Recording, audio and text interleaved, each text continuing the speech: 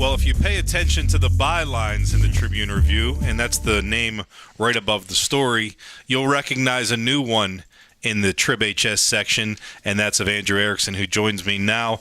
This is his first byline as a full-time writer for the Trib. He started this week, but not his first byline with the Trib. He was an intern in 2014. It's my pleasure to welcome you to the Trib and to the Kevin Gorman Show here, Andrew.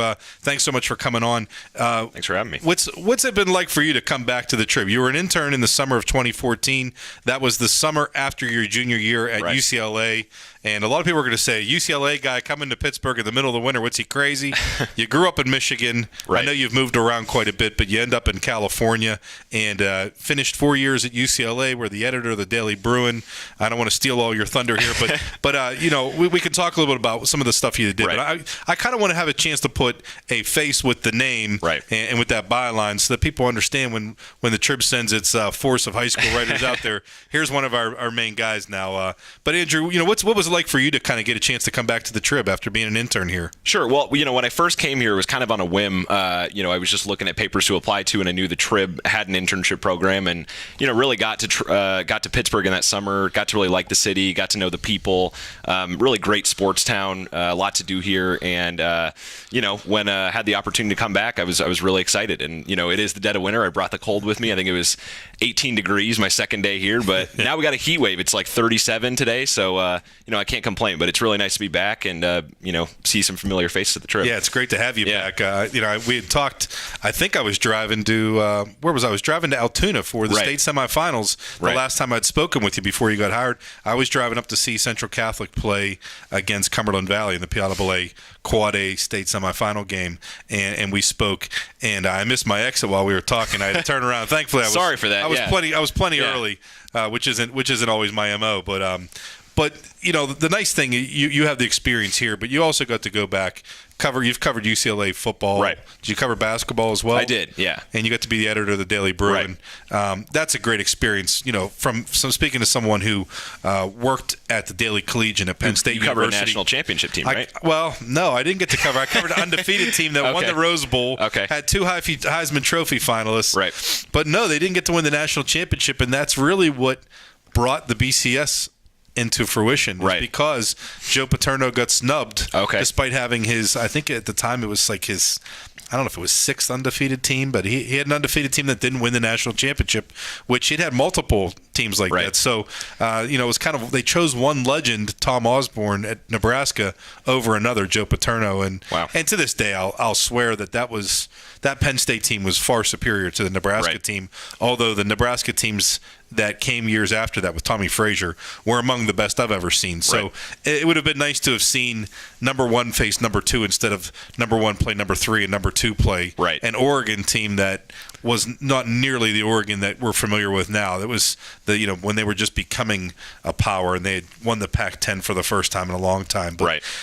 you got some experience with that. I mean, you got to cover some baseball. Did you cover UCLA baseball at all? I never covered UCLA baseball. The first time I met Garrett Cole actually was at PNC Park. Oh, wow. So we talked about UCLA and kind of our experiences there, and knowing Savage, the baseball coach there. But no, I actually never interviewed him at Jackie Robinson Stadium. Yeah. So that was my first time was in Pittsburgh. But that's going to be pretty wild. I mean, having been out there, knowing a little bit about. I haven't been to the UCLA campus, but I've been to the Rose Bowl. I've been to different parts of California. I can really appreciate the experience that you went through, even though if it's more of a appreciating from a distance. Right. But you also got a chance last summer to work for MLB.com and cover the Seattle Mariners. So you got a chance to experience the Pacific Northwest. Right.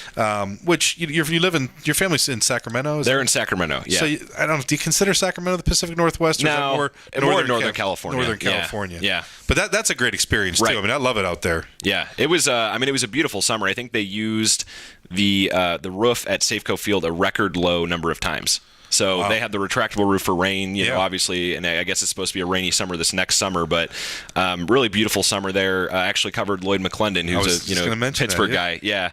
So, a lot of familiar faces there, but, seeing guys like Nelson Cruz and Robinson Cano kind of go about their business, even the slow start they got off to, it was just interesting kind of, being around that clubhouse and seeing some of those big names. Yeah, and I'm guessing for your sake, we're hoping that you get a chance to cover some baseball here as well at the Tribune Review, especially with Bill West, who was the number 3, part of our beat writer staff. He's moved on to be part of the Penguin staff now, the staff that covers the Penguins. So there's an opportunity there for you.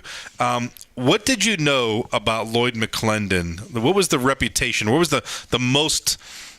The biggest part of his reputation that you knew before you got to cover him, being that you're 22 years old. I mean, I'm 42 years old. We got a lot of difference in what we remember about Lloyd McClendon. But what was the thing that you knew about him before you ever met him? Well, I knew he was kind of a throwback baseball guy. I knew he didn't necessarily reject things like analytics, but I knew that he wasn't necessarily 100% into him. Not necessarily like a Clint Hurdle guy who was really into shifts. He'd shift every now and again, but really wasn't kind of the one guy that embraced that. I actually knew him mostly from his time with the Tigers. I knew, a lot of people credit him with, a lot of big seasons for Miguel Cabrera. It was actually just over the course of the summer interesting to hear his stories about Miguel Cabrera.